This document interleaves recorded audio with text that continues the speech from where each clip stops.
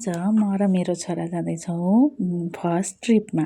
त्यसको लागि हामी रेडी भयौँ। त्यसपछि ट्याक्सी बुक गरेँ, ट्याक्सी पनि आयो र म र मेरो छोरा गयौँ हामी ट्याक्सीमा बसेर। त्यसपछि हामी पुग्यौँ मेरो साथी चाइल्डहुड फ्रेन्डको घर।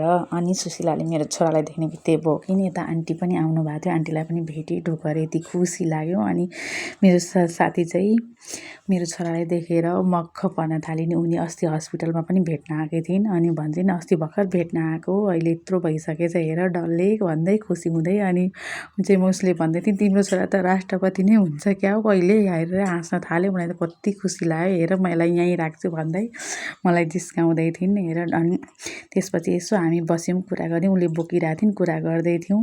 अनि खाजा खाऊँ न त खाजा भन्दै थियो। के खान्छौ त भनेर अस्ति मलाई हिजो सोधिरहेको थिइन् आन्टी आउनु भएको छ भने। मलाई साह्रै आन्टीको हातको ढकनी खाने मन छ भनेर भने। मैले यसो कुरा गरेको थिएँ, आन्टीले यस्तो मिठो ढकनी बनाएर राख्नु भएको थियो कि मलाई यति मिठो लाग्यो, ढकनी पनि तरकारी पनि। त्यसको लागि धेरै धेरै धन्यवाद। उतापट्टि चाहिँ बाबु र नानी साथीको छोरा खेलिरहेको थिए। उसलाई दोनो सानो बच्चा देखेँ खुसी भइरहेको थिएँ।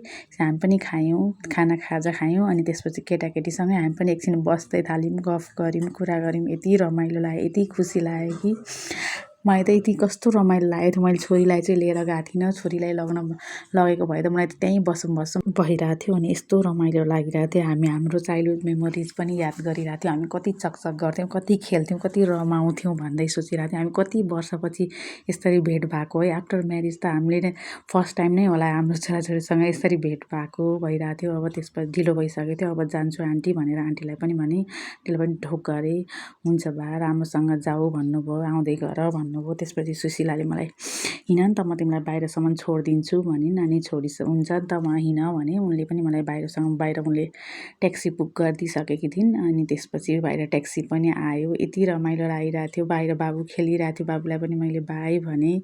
यति रमाइलो लाग्यो, यति रमाइलो लाग्यो, मलाई छोड्नै मन लागेको छैन भन्छ नि साथी, बच्चादेखिको साथी आज यति वर्षपछि भेट भएको छ। हामीले यति रमाइलो गऱ्यौँ। पहिलाको चाइल्डहुड मेमोरी याद आइरहेको थियो मलाई। यहाँ केटी फुटबल खेलिरहेको थिएँ। उनले पनि मलाई ट्याक्सीसम्म मलाई छोडिदिन्। अनि त्यसपछि यति पछि भेट भएको छ, एउटा फोटो त खिचौँ न त भनेर मैले एउटा फोटोको लागि रिक्वेस्ट गरेँ। मैले यस्तो नखिच है, यस्तो कपडा लाछु मैले तिमीलाई भने। केही हुँदैन भन्यौँ। अनि त्यसपछि हामी घर फर्क्यौँ। कति रमाइलो, आजको दिन यति रमाइलो भयो, यति रमाइलो खुसी लाग्यो। थ्याङ्क यू मलाई बोलाएकोमा, यस्तो मिठो खाजा दिएकोमा।